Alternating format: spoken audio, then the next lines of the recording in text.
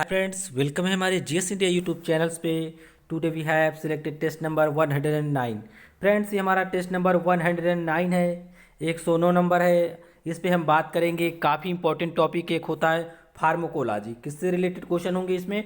Pharmacology से related काफ़ी important question select किए जो अक्सर एग्जाम्स में पूछे जाते हैं। ये क्वेश्चन फ्रेंड्स सभी नर्सिंग एग्जाम्स के लिए वेरी वेरी इंपॉर्टेंट होंगे। किसी भी स्टेट से कोई भी नर्सिंग एग्जाम्स हो, सभी में ये क्वेश्चन फार्माकोलॉजी से रिलेटेड पूछे जाते हैं। एक या दो क्वेश्चन जरूर आपको एटलीस्ट मिल ही जाएंगे एग्जाम्स में। अभी हाल ही के जितने भी सीएचओ एग्जाम्स हुए थे, सभी से एक क्वेश्चन पूछा गया है सभी एग्जाम्स में। तो ये क्वेश्चन जितने भी हैं फ्रेंड्स, सभी नर्सिंग एग्जाम्स के लिए आप दे सकते हैं। यहाँ पर all state staff nurse, ANM, JNM, CHO, MPPV, VFM, BFU, HS, BSc nursing entrance and the AIIMS, PGI and army nursing, CRPF nursing, ESIC, all NHM, जितने भी एग्जाम्स हेल्ड होते हैं मेडिकल से, सभी के लिए वेरी वेरी इंपॉर्टेंट हैं। चलिए स्टार्ट करते हैं। क्वेश्चन नंबर है आपकी स्क्रीन पर फर्स्ट।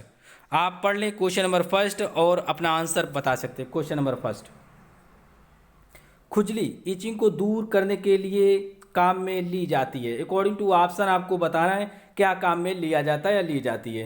खुजली को दूर करने के लिए या इचिंग को दूर करने के लिए क्या होगा इसका राइट आंसर? ऑप्शन डी इसका राइट आंसर होगा। एंटीप्यूरेटिक ली जाती है। क्या लिया जाता है? ये टाइप्स होता है एंटीप्यूरेटिक। ओके, ऑप्शन डी इसका राइट आंसर होगा। यहाँ पर आप थोड़ा डिटेल्स में समझ लें या देख लें। आप खुजली यहाँ पर आप देख सकते हैं एंटीप्यूरेटिक होता है। स्पेलिंग पे थोड़ा फोकस करें क्योंकि एंटीपायरेटिक और एंटीप्यूरेटिक की स्पेलिंग एक जैसी आपको मिलेगी, प्रोनाउंसिएशन भी बहुत कम डिफरेंस होगा। तो चीफली एक प्रकार की ड्रग्स होती है जो क्या करती है? रिलीफ देती है, आराम देती है। किससे? ईचिंग से, मतलब खुजली से। यहाँ पर देख सकते हैं this medication is use to treat a variety of the skin diseases. इन मेडिसिनों का किस में यूज किया जाता है? एंटीप्यूरेटिक मेडिसिनों का। ये कई प्रकार की जो स्किन से रिलेटेड डिसीजेज होती हैं, जैसे मतलब ये खुजली के ही टाइप्स होते हैं, जैसे एक्जिमा, ये लिखा है डर्मेटाइटिस एंड एलर्जिस एंड रैशेज। क्योंकि खुजली में सभी प्रोड्यूसेस होते हैं तो उसके लिए कौन सी टाइप्स का यूज किया जाता है? एंटीप्यूरेटिक का यूज किया जाता है। ओके, आपको इतनी बात ध्यान में रखना है, ईचिंग के लिए या खुजली के लिए एंटीप्यूरेटिक यूज किया जाएगा। ओके, अकॉर्डिंग टू ऑप्शन जो आंसर सही था ऑप्शन डी था। अच्छे से आप समझ गए होंगे। नेक्स्ट क्वेश्चन पे चलते हैं। काफ़ी इंपॉर्टेंट क्वेश्चन है, अभी हाल ही के एग्जाम्स में पूछा गया क्वेश्चन है ये। क्वेश्चन नंबर 2, स्वाइन फ्लू या फ्लू, कभी भी इसी तरह क्वेश्चन पूछा जा सकता है। स्वाइन फ्लू या H1N1 इन्फेक्शन से पीड़ित मरीज के उपचार हेतु कौन सी ड्रग्स काम में ली जाती है? पढ़ लें आप क्वेश्चन अच्छे से। What drugs are used for the treatment of a patient suffering from the H1N1 infection? तो क्या होगा इसका right answer according to option? इसका जो राइट आंसर है ऑप्शन बी इसका राइट आंसर है। ये लिखा है ओसेल्टामोविर। क्या लिखा है? ओसेल्टामोविर। आप यहाँ पर पढ़ लें इंग्लिश में, नीचे हिंदी में भी मेंशन है, आप देख लें। यहाँ पर क्वेश्चन में इस तरह भी पूछा जाता है जो फ्लू के लिए काम में ली जाती मेडिसिन है, सबसे कॉमन या सबसे जो कॉमन ड्रग्स होती है वो कौन सी ली जाती हैं? तो ओसेल्टामोविर ली जाती है। ऑप्शन बी इसका राइट आंसर है।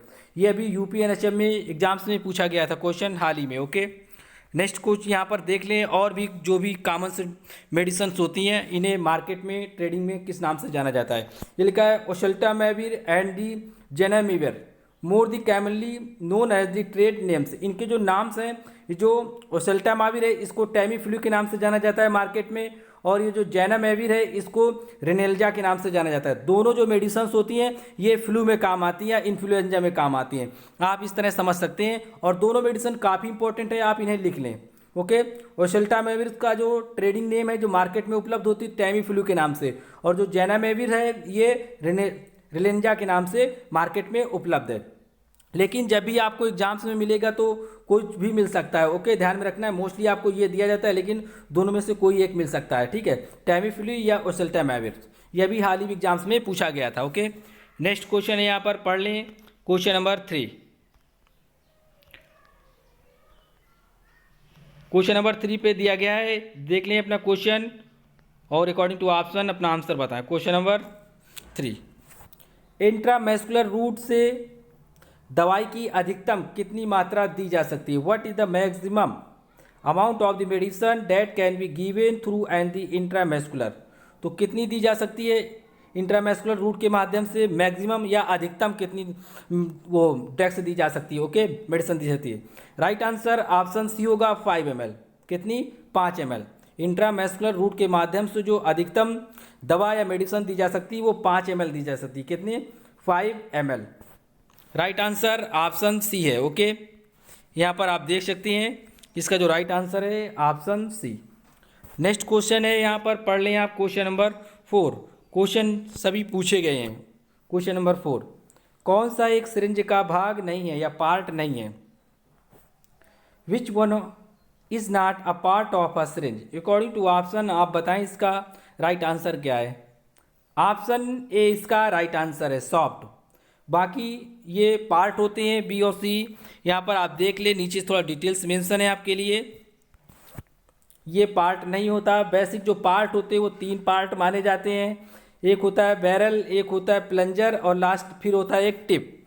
ये 3 पार्ट माने जाते हैं। एक सिरिंज या एक सिरिंज इन 3 पार्ट से मिलके बनी होती है। प्लंजर जो यहाँ पर प्लेजर या पिस्टन के नाम से जाना जाता है, देख लें आप यहाँ पर पिस्टन या प्लेजर के नाम से जाना जाता है, ओके। टिप और बैरल ये 3 पार्ट होते हैं, जो बेसिक 3 पार्ट होते हैं सिरिंज के। 3 पार्टों से मिलके एक सिरिंज बनती है, तो यही 3 पार्ट होते हैं, ओके। नेक्स्ट क्वेश्चन है यहाँ पर क्वेश्चन नंबर 5। क्वेश्चन नंबर 5 पढ़ लें और अपना आंसर बताएं। कौन सा फ्लूइड सॉल्यूशन एक आइसोटोनिक सॉल्यूशन है? अकॉर्डिंग टू ऑप्शन बताएं अपना answer. Which fluid solution is an isotonic solution? Right answer क्या होगा? ऑप्शन डी इसका राइट आंसर होगा। बोथ ए एंड बी, एक ए और बी दोनों, ठीक है। ये लिखा है नॉर्मल सैलिन सॉल्यूशन और रिंगर लैक्टेट सॉल्यूशन। ये क्या है? आइसोटोनिक सॉल्यूशन की एग्जाम्पल है या उदाहरण है, या आप समझ लें कि आइसोटोनिक सॉल्यूशन है, ओके। कुछ भी आप समझ सकते हैं अपने अकॉर्डिंग। ये आंसर जो होंगे ए और बी दोनों होंगे। यहाँ पर आप देख लें 0.9% नॉर्मल सैलिन को क्या कहा जाता है? आइसोटोनिक सॉल्यूशन कहा जाता है। कभी कभी एग्जाम्स में पूछा जाता है कि 0.9 नॉर्मल सैलिन को ये किसका उदाहरण है या किसका एग्जाम्पल है, तो आप बताएंगे आइसोटोनिक सॉल्यूशन का, ओके। और इसे लैक्टेट रिंगर या रिंगर लैक्टेट के नाम से भी जाना जाता है, या ये भी एग्जाम्पल है किसका? आइसोटोनिक सॉल्यूशन का। ये दोनों एग्जाम्पल है, ओके।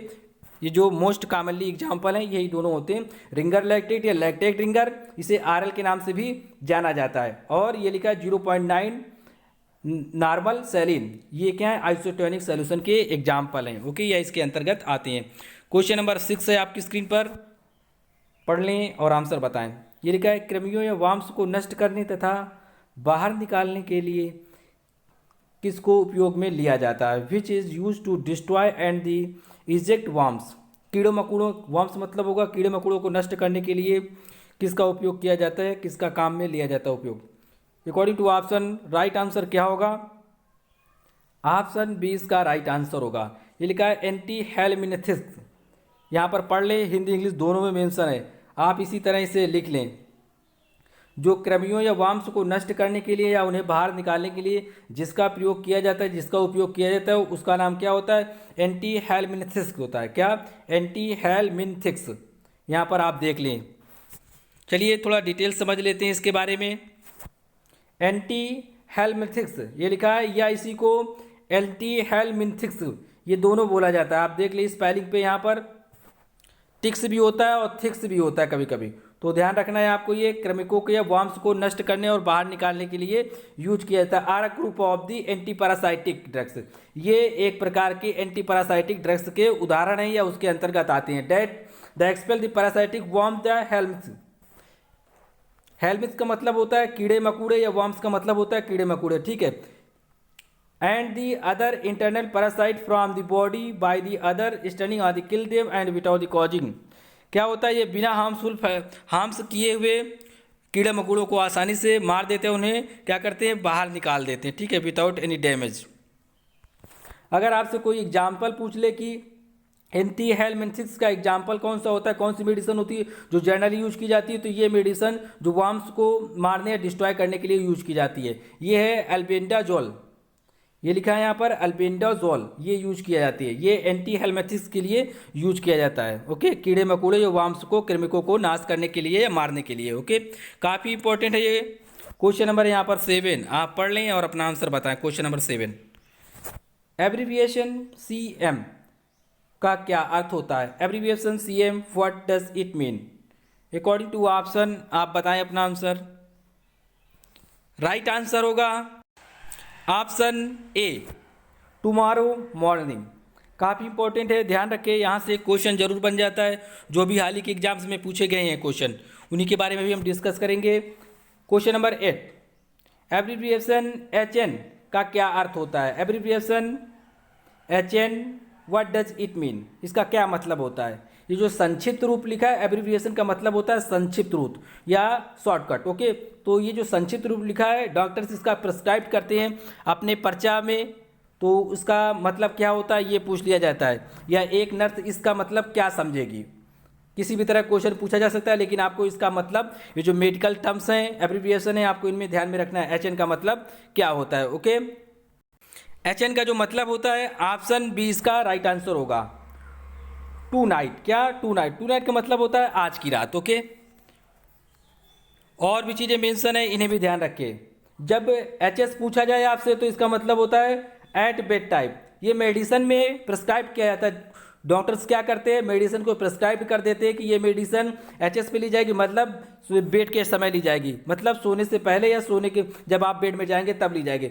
एक पॉइंट और मेंशन होता है AQ, ये यहाँ पर आप पढ़ लें। AQ का मतलब होता है वाटर, मतलब पानी के साथ ली जाएगी या पानी का यूज किया जाएगा उसके साथ। ओके, तो ये टर्म्स क्या होते हैं? ये संक्षिप्त रूप है, कुछ एब्रीविएशन है जो डॉक्टर्स लोग इस्तेमाल करते हैं। TSP का मतलब होता है टी स्पून, इसका मतलब होता है 1 TSP, 2 TSP, इस तरह पूछा जाता है। ओके, तो ध्यान रखें, TSP का मतलब टी स्पून होता है, AQ का मतलब क्या होता है? वाटर होता है, और HS का मतलब क्या होता है? At the bed time. ये डॉक्टर्स लोग अपने पर्चा में प्रिस्क्राइब करते हैं किसी भी पेशेंट को। ओके, तो ये बात ध्यान में रखनी है, काफ़ी इंपॉर्टेंट है ये।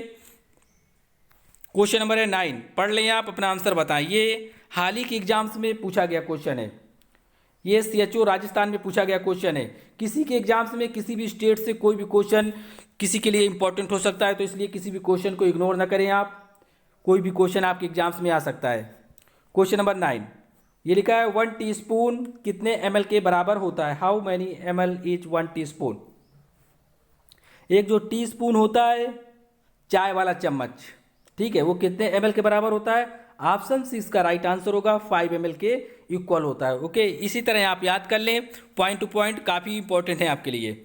नेक्स्ट क्वेश्चन है इसी से मिलता जुलता, देख लें। क्वेश्चन नंबर 10, यहाँ पर लिखा है एक टेबल स्पून कितने ml के बराबर होता है? अब टेबल की बात की गई, टेबल स्पून, इसका जो राइट आंसर होगा क्या होगा? Option B.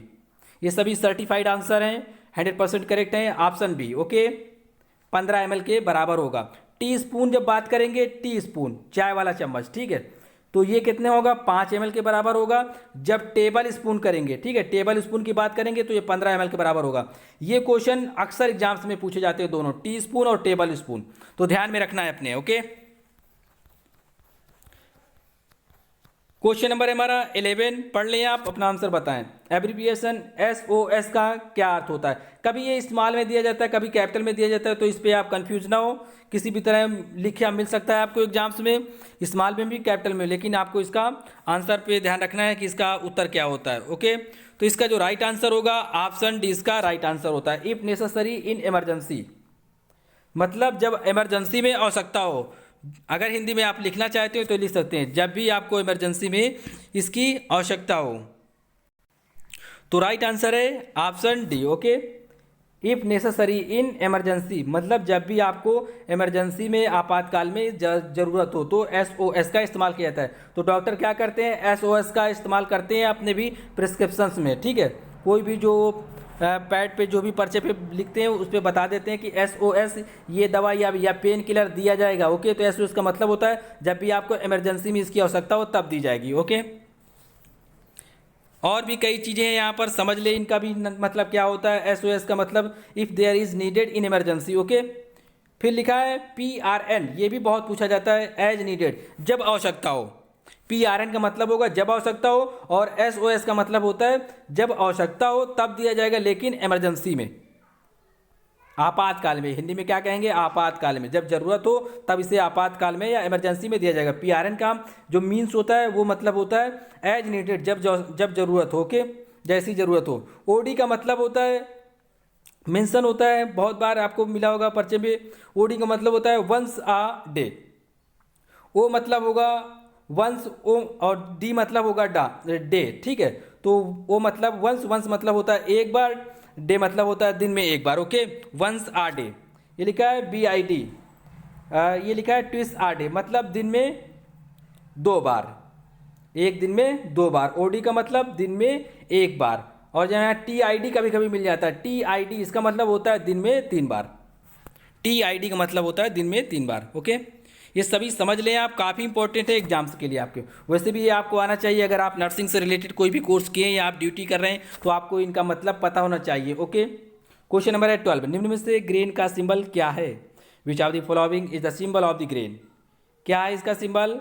ऑप्शन सी इसका राइट आंसर है, GR इसका सिंबल होता है, GR। ओके, बाकी सभी गलत दिए गए हैं। ग्रेन, ग्रेन मतलब होता है अनाज, ठीक है। आपको जब भी डिस्क्राइब किया जाएगा एग्जाम्स में तो ग्रेन ही लिखा जाएगा। ओके, तो इसका मतलब क्या होता है? GR। और भी इसी से मिलते जुलते समझ लें, ग्राम को कैसे लिखा जाता है। इसको ये स्मॉल जी में कभी कभी शो किया जाता है, कभी कभी GM में शो किया जाता है, मोस्टली जी में। ओके, GM दोनों सही हैं, ये दोनों सही हैं, तो इनका ध्यान रखना है आपको कि ग्रेन के लिए GR होगा और ग्राम के लिए G होता है, स्मॉल जी, लेकिन दोनों इस्तेमाल किए जाते हैं, मोस्टली G इस्तेमाल किया जाता है। नेक्स्ट है यहाँ पर 13 नंबर, 13 नंबर आप पढ़ लें और अपना आंसर बताएं। 1 गैलन कितने के बराबर होता है? अकॉर्डिंग टू ऑप्शन बताना कितने ml के बराबर होता है। इसका जो राइट आंसर है ऑप्शन सी इसका राइट आंसर है। यहाँ पर आप बी की जगह सी लिख लें। ओके, ये 4000 ml 1 गैलन इजकल टू होता है, ठीक है। 1 gallon is equal to 4000 ml about. Okay, ये लगभग में होता है। हर एक कंट्री का या कंटिनेंट का जो गैलेंस होता है वो लगभग लगभग थोड़ा सा वेरिएशन में आता है। जो इंडिया के लिए इस्तेमाल किया जाता है वो 4000 होता है, कितना? 4000 ml 1 gallon is equal to. Okay, America के लिए 3800 ml के आसपास होता है। नेक्स्ट क्वेश्चन है 14 नंबर, 1 किलोग्राम निम्न में से किसके बराबर होता है? 1 kg is equal to which of the following? आपको बताना है अकॉर्डिंग टू ऑप्शन क्या है इसका राइट आंसर। ऑप्शन सी इसका राइट आंसर है, 1 किलोग्राम 2.2 पाउंड्स के इक्वल होता है। ओके, 2.2 पाउंड के बराबर होता है। आपको कमेंट बॉक्स में बताना है 1 पाउंड कितने के बराबर होता है। एग्जाम्स में कई बार पूछ लिया जाता है आपसे, ठीक है। ये NM एग्जाम्स में पूछा गया था पिछली बार, तो आपको बताना है 1 पाउंड कितने ग्राम के बराबर होता है। यहाँ पर आप देख लें, ये मोस्ट अप्रोप्रिएट है, यहाँ पर 2.20 लिखा है, बशर्ते हमेशा डेसिमल के बाद 1 डिजिट लिया जाता है मिडस्कल्स पे, तो आपको ध्यान रखना है 2.2। ओके, 1 किलो जो बराबर होता है 1 kg वो 2.2 पाउंड्स के इक्वल होता है। क्वेश्चन नंबर है 15, पढ़ लें आप इसे अच्छे से और ये सभी सिंबल्स याद कर लें जितने अभी हमने बताए हैं, काफ़ी इंपॉर्टेंट है आपके लिए, क्योंकि ये अपने पर्चे में या पैड में बहुत ज़्यादा मेंशन करते हैं, तो उसका ध्यान रखना है आपको। यदि कोई ड्रग सिंबल A.C मतलब AC पढ़ा जाएगा इसे के साथ प्रिस्क्राइब की जाती है तो इसका अर्थ क्या होता है, या नर्स इसका मतलब क्या समझेगी? कोई भी होगा जो भी ड्यूटी कर रहा होगा उसको इसका मतलब क्या समझेगी, मतलब वो कब देना है उसे। ओके, तो अकॉर्डिंग टू ऑप्शन क्या होगा इसका राइट आंसर?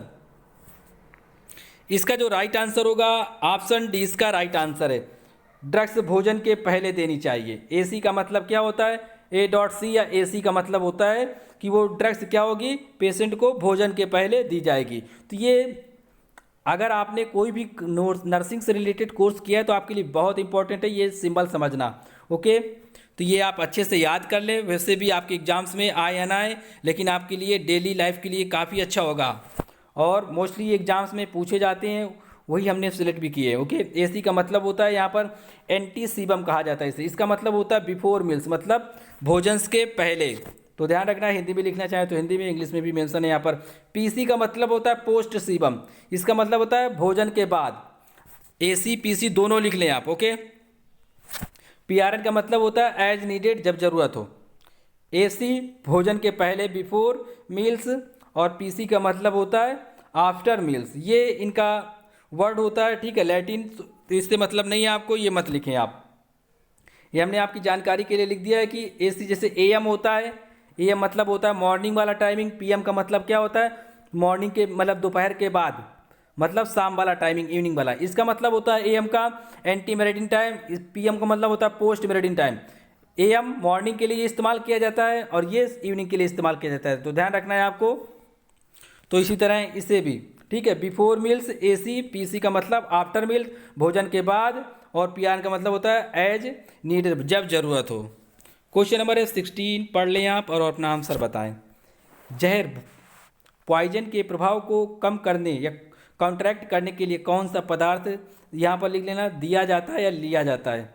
इस तरह आप पढ़ लेना, ठीक है। यहाँ पर लिख लेना आप कौन सा पदार्थ दिया जाता है। Which substance is use to contract the effect of the poisons, या पॉइजन्स के इफेक्ट को खत्म करने के लिए कौन सा पदार्थ दिया जाता है अकॉर्डिंग टू ऑप्शन। इसका राइट आंसर ऑप्शन सी होगा, ओके। एंटीडोट्स दिया जाता है। एंटीडोट्स का मतलब ही होता है एक ऐसा सब्सटेंस, एक ऐसा पदार्थ जो जहर के प्रभाव को कम कर देता है, जो पॉइजन के इफेक्ट को क्या कर देता है, रेड्यूस कर देता है या कम कर देता है, या उसके कॉन्ट्रैक्ट के लिए दिया जाता है। And antidote is a substance that can counteract a form of the poisoning, okay. Next है यहाँ पर क्वेश्चन नंबर 17। क्वेश्चन नंबर 17 पे दिया गया है फीवर के प्रभाव को कम करने में सहायक ड्रग्स है। Drugs helpful in reducing the effect of a fever. तो क्या होगा, काफ़ी सिंपल है। ऑप्शन 20 का राइट आंसर है एंटीपायरेटिक्स।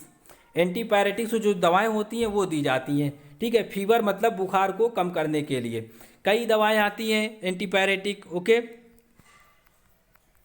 यहाँ पर आप देख ले जो इस्तेमाल की जाती है। Antipyretic medicine can be classified as the NASD, ये अमेरिका के लिए इस्तेमाल होता है, इससे कोई मतलब नहीं, आप इन पर ध्यान दें। ये एस्प्रिन, आइबोप्रोफिन, ये लिखा है नेप्रोजेन, ये दी जाती हैं, और ये लिखा है एस्टामाइनो मिनोफेन। आप यहाँ से पढ़ लें, ये मेडिसिन इस्तेमाल की जाती हैं एंटीपायरेटिक मतलब बुखार रोधी के रूप में, बुखार को रिड्यूस करने के लिए, कम करने के लिए ये इस्तेमाल की जाती है। जो जनरल मेडिसिन होती हैं ये मेडिसिन हैं, ओके। ये फीवर के प्रभाव को क्या करती है, उनकी उसको क्या करती है, कम कर देती है, डिक्रीज कर देती है, रिड्यूस कर देती हैं। क्वेश्चन नंबर पढ़ लें आप 18, 18 नंबर, और अपना आंसर बता सकते हैं। क्वेश्चन नंबर 18 पे दिया गया है दर्द निवारण के लिए कौन सी ड्रग्स काम में ली जाती है। Which drugs are used for the pain relief according to option. क्या है इसका राइट आंसर दर्द निवारण के लिए। आपको ये टर्म्स सभी पता होने चाहिए। ऑप्शन ए इसका राइट आंसर है। एनाल्जेसिक का यूज किया जाता है, ओके। एनाल्जेसिक के अंतर्गत मेडिसिन आती हैं, ठीक है। आप इस तरह समझ सकते हैं कि एक मान लो कि कोई भी ये रूम है या कोई भी एक हेड है, उसके नीचे या उसके अंदर क्या क्या भरा है, ठीक है।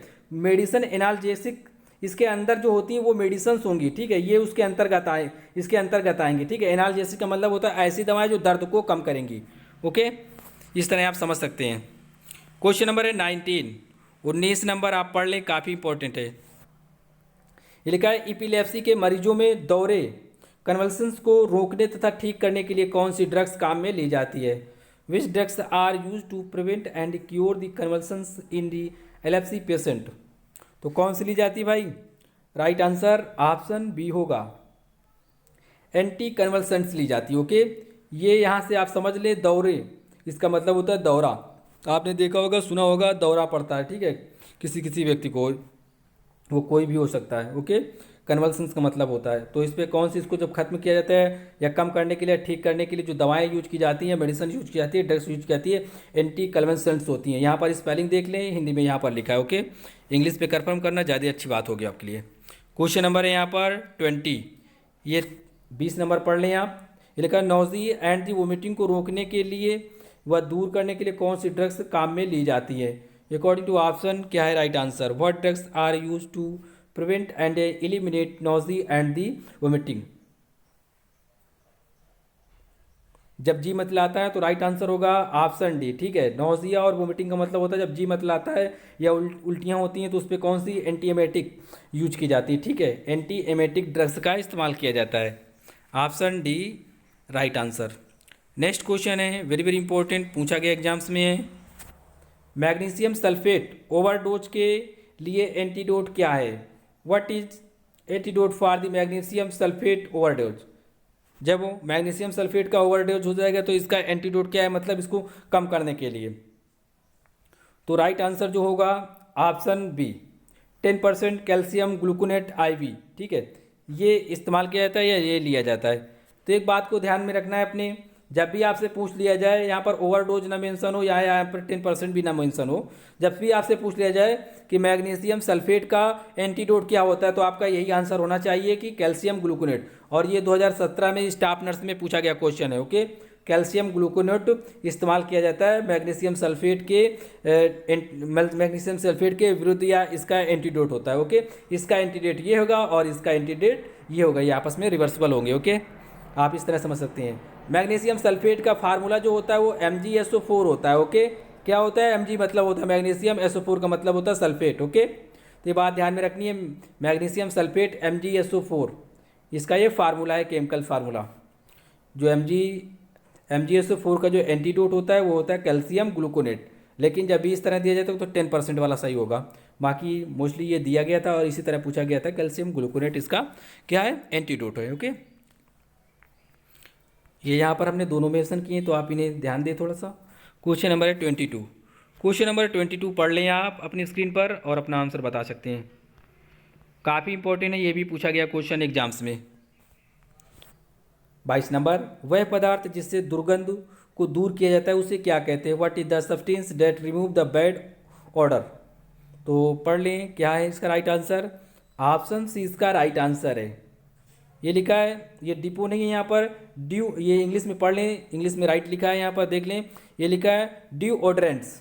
ये वह पदार्थ जो दुर्गंध को दूर करता है तो उसे क्या कहते हैं, डिओड्रेंट्स कहते हैं। ओके, आपने डिओ सुना होगा, डिओ का इस्तेमाल किया जाता है, कई प्रकार के परफ्यूम्स आते हैं, ठीक है, तो इसका मतलब क्या होता है, डिओड्रेंट, जो क्या करते हैं दुर्गंध को या बदबू को क्या करते हैं, दूर करते हैं आपकी बॉडी से, उस लिए इस्तेमाल किया जाता है। ओके, लेकिन और भी कई चीज़ें इस्तेमाल हैं यहाँ पर, मैं देख लें, हिंदी में यहाँ पर ये सही लिखा है। ओके, ये लिखा है डिओड्रेंट, और इंग्लिश में भी यहाँ पर लिखा है। ये आपके लिए वर्ड ऐसे हमने ले लिया है, इसका मतलब होता है, डिओ का मतलब होता है डिओड्रेंट, शॉर्टकट ये होता है, इस तरह लिखा हो जाता है। ओके, और ये एग्जाम्स में हरियाणा स्टाफ नर्स में पूछा गया क्वेश्चन है, और एम्स राजस्थान में पूछा गया है, नर्सिंग स्टाफ में, नर्सिंग ट्यूटर्स। ओके, यहाँ पर और समझ लें कि जो ऑर्डर रिमूवल एजेंट्स के रूप में इस्तेमाल किया जाता है, जैसे कि मान लो किसी को उल्टियाँ हो जाए, उसकी गंदगी को दूर करना हो, और भी किसी प्रकार की गंदगी हो जाए बॉडी में, तो उसके लिए क्या इस्तेमाल किया जाएगा, या किसी फर्श को साफ किया जाएगा, या कोई भी बिस्तर को साफ किया जाएगा, तो उसके लिए क्या